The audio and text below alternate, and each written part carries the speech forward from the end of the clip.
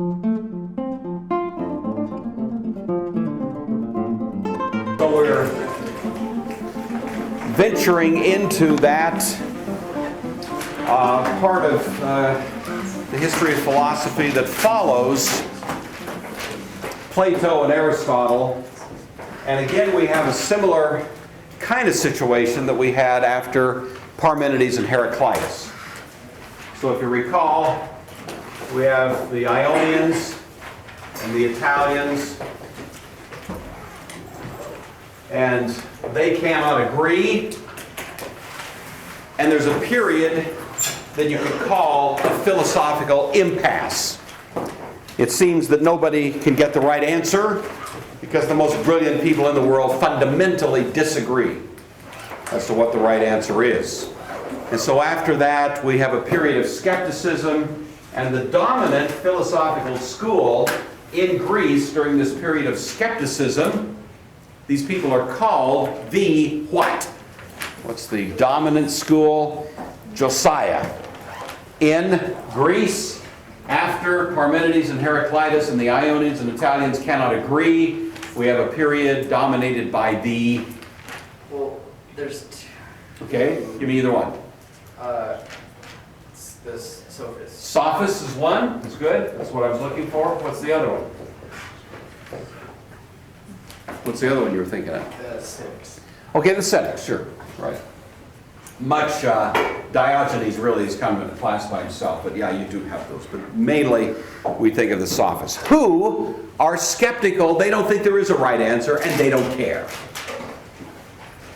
When people cannot resolve the big questions, the issues they wrestle with become much, much smaller. Silly, little, trivial things like, how can I be happy? How can I get rich? How can I win friends and influence people? How can I just get along in life? Who cares about great overarching themes of being and, all these huge philosophies? Who cares? I just want to have a happy life here. And I'm not going to worry about that stuff. And that was really what the Sophists did. And they learned the fine art of manipulating people through speech. Until along comes a guy who says, no, I think we can answer these questions. And his name is Plato. And Plato mostly takes his cue from Parmenides, but tips his hat to Heraclitus. He's mostly concerned about Parmenides' world of being, ideals, but he grants that there is this world of change that Heraclitus had mentioned, so he has his receptacle world. Do you see? He sort of synthesizes Parmenides and Heraclitus, puts them together, and gives us a new philosophy called Platonism, which is mostly tilting toward this kind of rationalism, but allows for a world of change, so on. All right, so that's Plato. And of course, everybody thinks, wow, Plato's really got a handle on things, till along comes his most famous student, Aristotle, who just does about the opposite. Except that in Aristotle's philosophy now, the tilt is toward the world of Heraclitus. What is it that you see in Aristotle that tells he is more inclined toward that, sort of Ionian Heraclitus outlook? What is it in Aristotle that tells you that? This would be a time for you to play, participate. What is it in the philosophy, generally speaking, of Aristotle that tells you he's more interested in the world as painted by Heraclitus than the world as painted by Parmenides? Connect dots, please, Krista. I think his explanation of the substance and accidents were similar to Heraclitus, thinking that everything's in flux and it's always changing, and there's nothing that stays the same. All right, that's good. Alicia? I think he believed that Plato doesn't really use correct language in his He didn't like his language, that's right. But I think it's more of an actuality and potentiality. Yeah, Feel more okay. just a higher form. All right, those are both kind of pointing in the right direction. Megan? With his God, like being the sun, and he can't help that he only notices himself. Yeah. It's kind of like, Well, what do you see in Heraclitus that... well, everything's changing, and so this God really has Oh, no okay. control. Okay, all right, okay. Yeah. All right, those are all good, pointing in the right direction. The main thing to notice about Aristotle is how preoccupied he is with change, you know. Really, his whole philosophy is about causation, change, how does it happen, how do you measure it, what does it look like. All of those categories, really, are measures of change, quantity, quality, time, place, action, passion, all of that stuff, you know. In other words, he's the philosopher that wants to turn change as a philosophical idea into a science. And that's what scientists do. They want to measure it. They want to understand it. They want to see what causes what, you know. Plato doesn't care so much about that. It's not so much on his radar. So, Aristotle, if I could put it, this is very simplistic and I'm sure wrong, but okay. I would say Plato is about 75. Did I say this the other day? I probably gave you a different statistic, so you know. I would say Plato is about 75% Parmenides and 25% Heraclitus. I would say Aristotle is about 75% Heraclitus, you know, and 25% Parmenides. They both are synthesizing, but they synthesize with a different tilt in each case. And now we have the same problem. Now all of a sudden, everybody's sitting around going, you know, I've never met anybody more brilliant than Aristotle, except for his teacher Plato. You know, both these guys are geniuses. When I listen to Plato, he persuades me. I read his dialogues, and I think, yeah, that's got to be the right answer. And then I bump into Aristotle, and when I listen to him for a while, I go, no, he's got to have the right answer. And I think to myself, I'm never going to figure this out. You know? And so what happens? What happens when you have two great thinkers who don't agree? What happens? It's called a philosophical impasse, and we enter into a period of... Stephen, what's the answer to my question? We enter into a period of... Similar to this period, it's a period of... Called an impasse. An impasse. We got an impasse here. Plato and Aristotle cannot agree, and that creates a period of... conflict. Mamma mia. Yes, Sarah, a period of... Skepticism. Do you read me? Skepticism follows philosophical impasse. Get that in your brain. All right, we're going to see it again and again and again. It's going to happen all the way down through our studies of philosophy. We're going to have great thinkers who differ, and in the shadow of their, Stephen, conflict, we get skepticism. Skepticism means I don't think anybody knows the right answer. Y'all with me on that? Next time I ask this question, you're all going to put your hands up and say together, as if in a Gregorian chant, skepticism. You know, you're going to get it. Right. All right.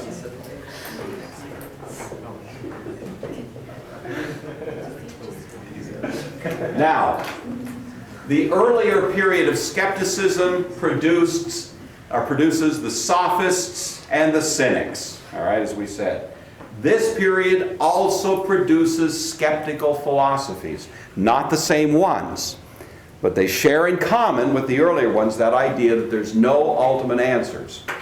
The two philosophies that dominate this era, I'm talking about roughly from the year 300 all the way down to about 100 AD, all right, into the beginning of the Christian era.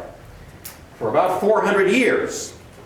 There are two philosophies that dominate, and they both represent that kind of skeptical outlook. And those two philosophies are, oh, somebody make my day. Go ahead, Mr. Dupree. I think one is Epicureanism. That is exactly right. Oh my God. I am so excited.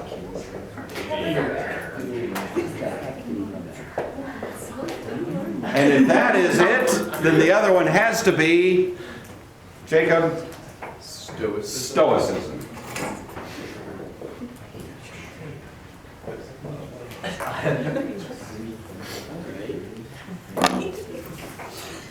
These are, by the way, as you probably know, the only two pagan philosophies that are ever mentioned in the New Testament. Where do we run into the reference to the Stoics and the Epicureans in the New Testament? Where do those names pop up? Only once. I think you see kind of maybe implied allusions to them in other places in the New Testament, but only once are they specifically mentioned, and that is where? Anybody know? Josiah, where did it happen? Acts 17. Acts 17 is correct. I do want you to know this. Actually, I really do want you to know it because you were there. You were on Mars Hill at the very place where Paul gave his sermon to the Stoics and the Epicureans in Athens, Greece. In the shadow of the Parthenon, at the Areopagus, and it's in Acts chapter 17. So this is one point where we have a very clear intersection of philosophical history and biblical history. It's one of the more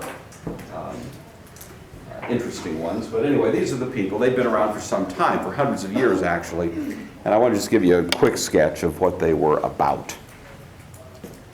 So we'll take the Epicureans first. Epicureanism is founded by a guy named, cleverly enough, Epicurus. Epicurus, E-P-I-C-U-R-U-S, Epicurus.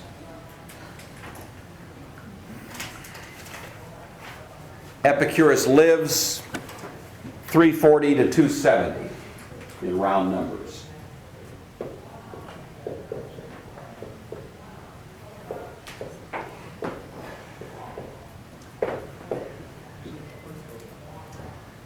So it's right at the beginning then of what's called the Age of Hellenism. Alexander the Great dies in 323, when this guy is what, about 10 years old or something? A teenager, something.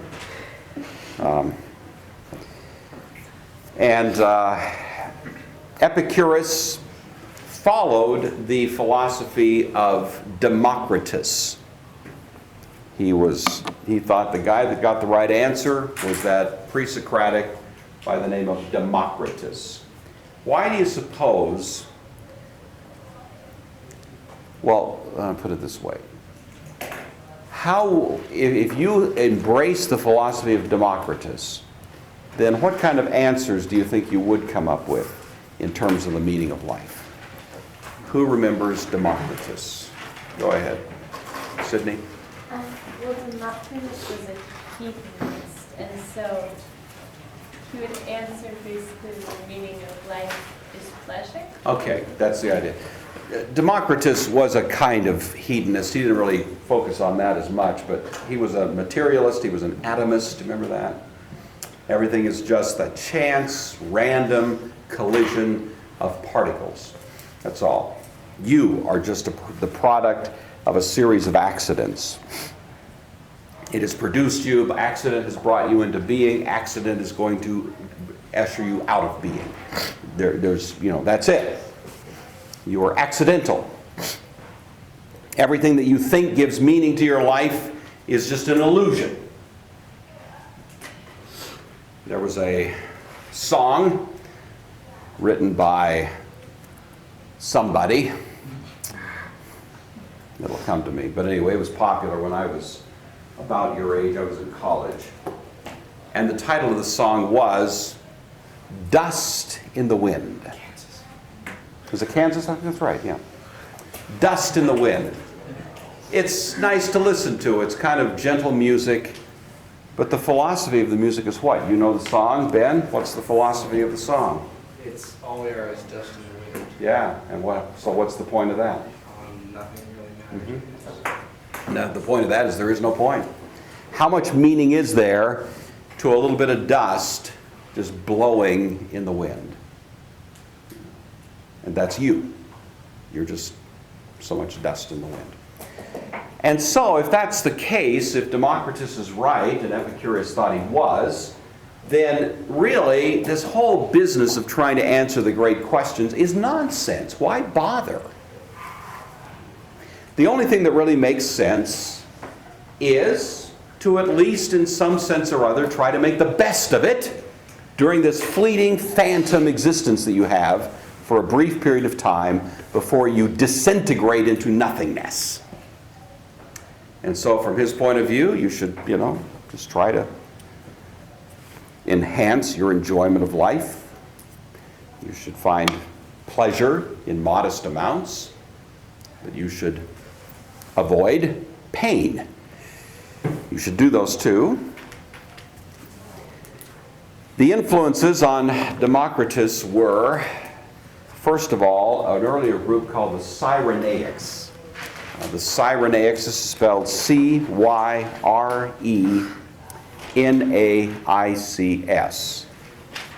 The Cyrenaics.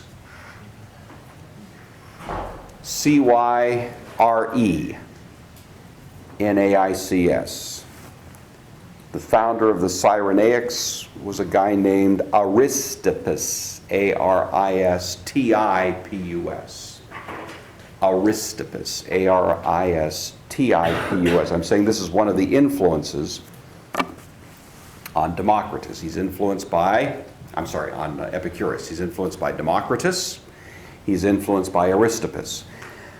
Okay, Aristippus was a contemporary of Socrates, and he was what's called a crass hedonist.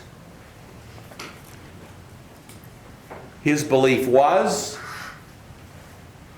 the only thing that matters is pleasure, and you should give yourself over to the pursuit of pleasure with gusto. So he was of that school of thought that said, you find the best food you can find, and you gorge yourself, you eat it until you're literally sick, and then what do? You puke, and then what do?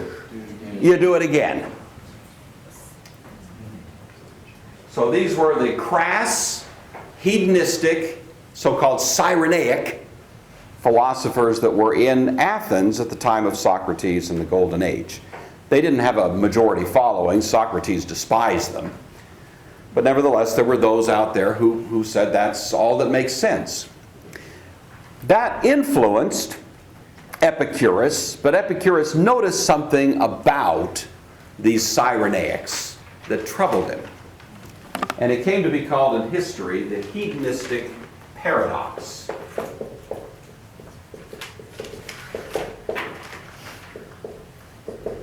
Which I've talked about before, and I think you have an idea what it is. So Nicole, if I just said, what in the world is this hedonistic paradox? You would brilliantly answer what? It's that you're pursuing pleasure, but it still doesn't make you happy. It's more poignant than that. That is true. But the hedonistic paradox really says what, Alicia? So much pleasure that you acquire pain. That's right. The pursuit of pleasure will always become painful, sooner or later. If you set your heart on pursuing pleasure, you will wind up in pain.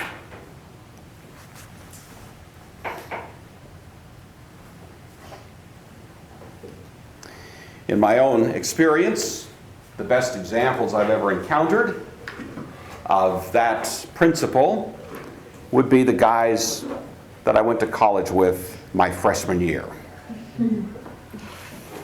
And I don't think much has changed. I think it's generally a male attitude the first year in college. None of you, of course. I know you are above this. But depending on where you go to college, you will encounter this philosophy.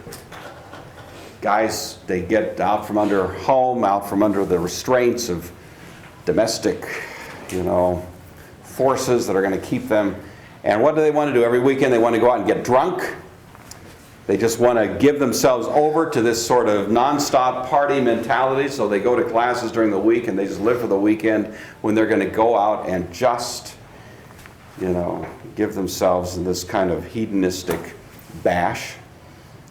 How many times did I wake up to the wonderful sound of vomiting at about 2 a.m. when these guys would come back to the dorm? I don't know, many times. Boy, that sounds like fun. Whoa, man. Tell you.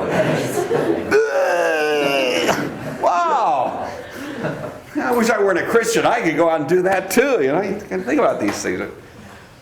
That was one of the greatest deterrents for me to hedonism, was seeing these poor guys with splitting headaches the next day. I mean, they didn't look good. They just looked bad, You couldn't whisper to them, oh, not so loud. They're just Well, now,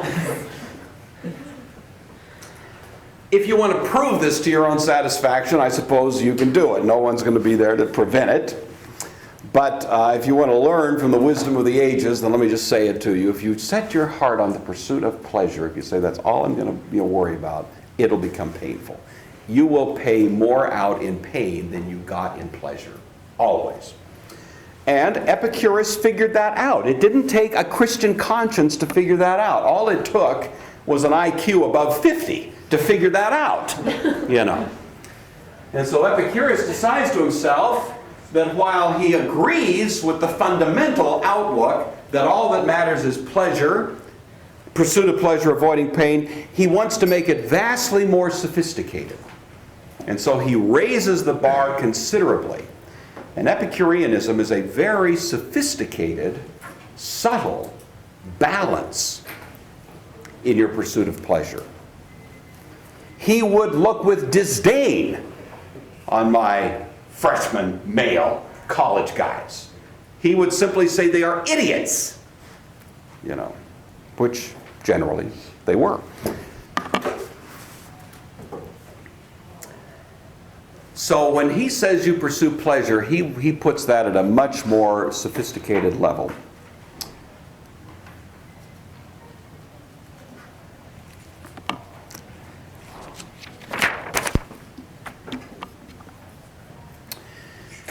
And I don't know what to say about that. I don't want to spend too much more time on it except to say this.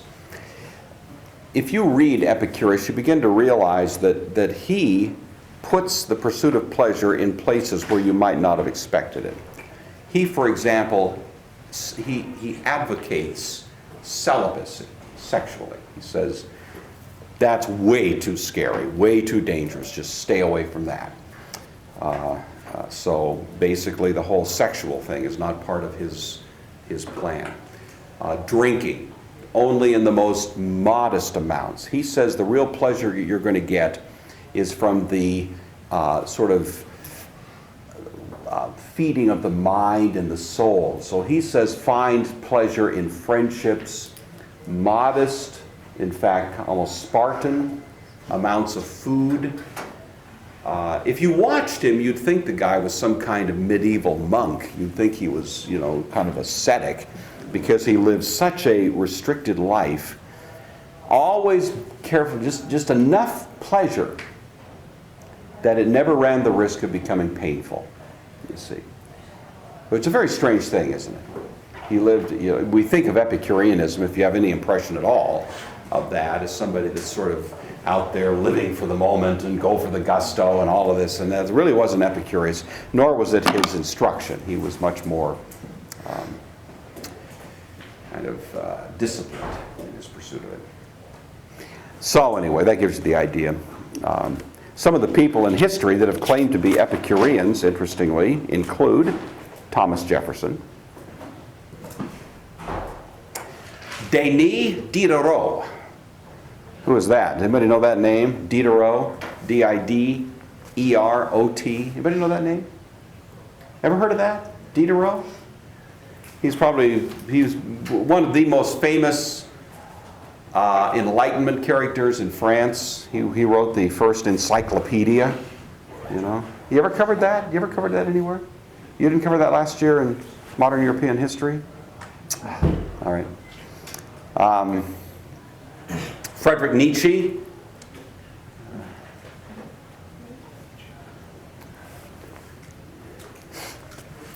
Ayn Rand. You know her? Atlas Shrugged. And others. So he's had some staying power down through history. All right, so that's Epicurus. Comments, questions about that? I want to jump over and talk a little bit about Stoicism. Go ahead. So, do you think that a God-fearing Christian could be an Epicurist? Like, is there any belief that kind of contradicts Scripture? Well, yes, the whole cosmology contradicts Scripture, Right. You know. I think your more narrow question is, to what degree can a Christian kind of enjoy, appreciate the pleasurable things in life? My short answer to that is I think a Christian is in a much better position to enjoy pleasurable things than Epicurus ever dreamt. There is this kind of philosophy, the earth is the Lord's and the fullness thereof. And the idea that God has created a good world in which we can, with relish, appreciate the things that God has provided for us, I think is fundamental to a Christian ethic, you know. The danger is that when my desire for these pleasurable things moves into that subtle area of a kind of idolatry of them, then I become susceptible to all the bad things that the hedonistic paradox presents. Does that make sense? So it's like Paul says, I think Paul probably puts it best. He says, I know how to abound and I know how to be abased. So the Apostle Paul had a little experience with both. He had times in his life when he could live in some abundance. You know, he wasn't always shipwrecked. He wasn't always a day and a night in the sea. He wasn't always shivering in the cold. You know, he did have moments when life was probably okay. Not many, by his own recounting of it, but certainly those moments. But he never got so fixated on those good things that might come along that he was not at any moment willing to lose them with equal joy and composure. So he'd learned in whatever state he was to be content. You know, if you have achieved something of what seems to be a biblical notion of contentment, then it's going to make the good things that you experience truly delicious, but the loss of them is not going to be overly painful, you know, because your treasure is really in a different place. Does that make sense? I think that's, you know, so a Christian can have a little bit of that Epicurean appreciation of pleasure, even more than Epicurus, I think, would have allowed, but not necessarily get sucked into the dark side of it. I hope that's responsive. That's a great question. I hope I did it justice then. All right. Let's talk about Stoicism for a minute.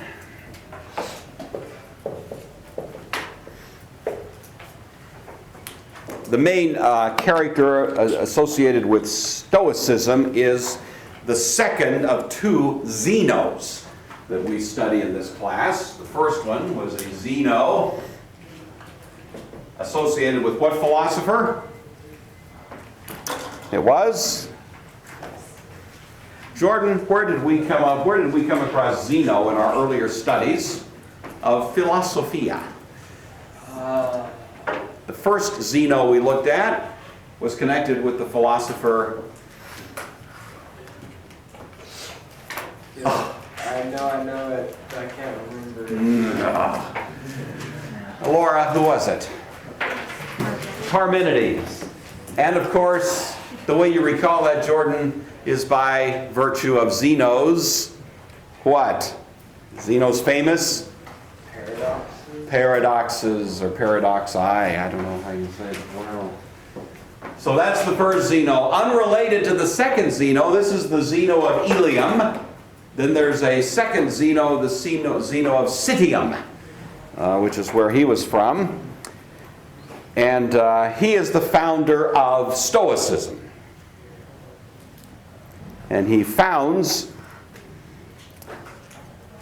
this particular philosophy in the year 308 in Athens. I think I neglected to mention, by the way. Okay, sorry. Just put a pause button here. We're going to go back to Epicurus and make this comment. He founded a school in Athens which was called the Garden. I've always liked that, the Garden. It was in the year 306. So it's the third philosophical school in Athens. The first one was blank, the second one was blank, and the third one was the Garden. What were the first two, Avery? I saw your hand in the air. The first one was? First one was the Academy. The Academy, very good. That's Plato. And then the second one was? The other one with the geometry. I can't do a whisper or something. Alicia, what was it? The Lyceum. The one with geometry was Plato, actually. Let none but geometers enter here. That was the Academy, yeah. The Lyceum is the title or the name given to the school founded by Aristotle. And then the Garden, which I've always thought is the loveliest of all. Doesn't that sound like a great name for a school? The Garden. And it kind of goes with Epicurus, this kind of garden place of learning. All right, the fourth school is founded by Zeno, and I don't have a name for it, so I don't know what to call it. The School of the Stoics. Actually, that may be it, because Zeno taught on the porch that you all saw from Mars Hill, if you were half awake. If you're on Mars Hill, at the top of it, and you look off in the distance, not more than a quarter of a mile away, there's this long building with a bunch of columns. It looks like a long, long hall, and that was called a stoa. It was called a porch, and that's where Zeno actually did a lot of his teaching. And because he taught on that long stoa, he came to be called the Stoics, so that's where the name comes from. It means porch. So I don't know, maybe that was what he called it.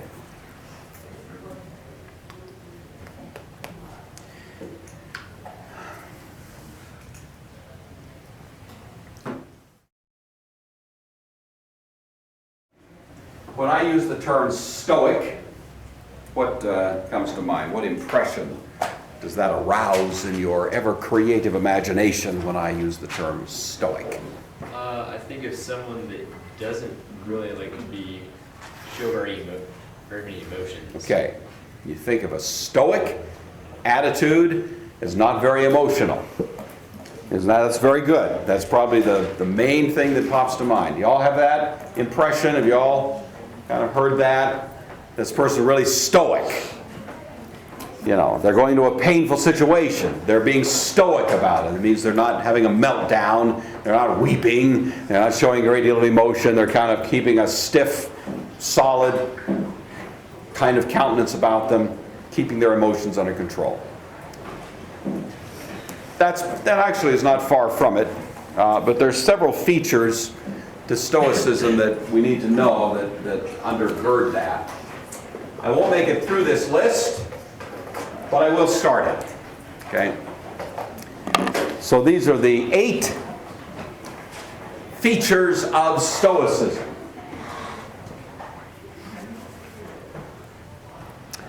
First one, clear judgment.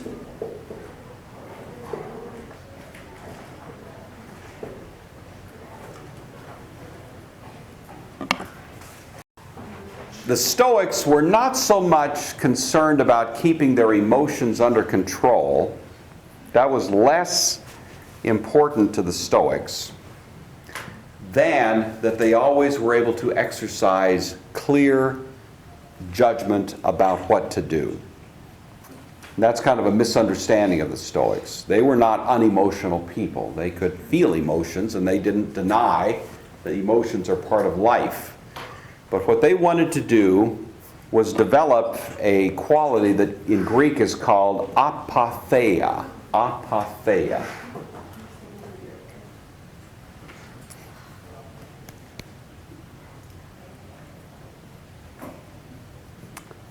What English word do you suppose we get from the Greek word apatheia? Sydney? Apathy? Apathy.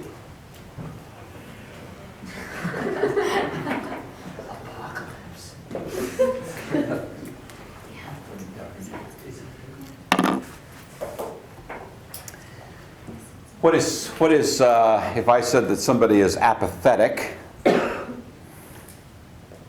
what would I be saying about them? Matthew, if someone's apathetic, I'm saying They don't really care. they don't care. Is that usually a positive description, to be apathetic? No. If I said, Matthew, you were really apathetic today in class, would you take that as a compliment? No. No, and I wouldn't say that of you, but so you need to understand that what the Stoics meant by this is something a little different than our impression of apathy, to be unconcerned. What they mean is, because pathos is the Greek word for emotion or passion. Pathos, apathetic, means that you are detached from your emotions. It doesn't mean that you don't have emotions, but it means that you have somehow figured out a way to take a step back so that your emotions are not dictating what you do or the decisions you make. Which means that in the United States of America, probably across the whole country, there may be 2 Stoics, you know. Because there's never been a culture more given to the you know, sort of belief that you make decisions on where your heart leads you. You know. Yes? Would they label women as like a Stoic or? Probably most women are incapable of being Stoics from the Stoic point of view. I'm not speaking personally, I'm just saying from their point of view. That sounded like your point. I think the Stoics would say that this is something for which women are genetically they can't even get there from here. But and it was a male-dominated kind of philosophy. Yeah. But the point I want you to get here is this, that the Stoic ideal was to say, I'm feeling emotions, I'm feeling anger, I'm feeling desire, I'm feeling this, I'm feeling that, but I'm going to have the requisite discipline to detach myself from those emotions and make a decision based on pure reason. Who's the most famous character in 20th century kind of media, I guess, who would be the ideal Stoic? Stephen? It's Mr. Spock. Spock, of course. Whatever it takes to keep you guys with me, that's just, you know. So that's it. All right. We will continue this a domani, but for now, that will do it.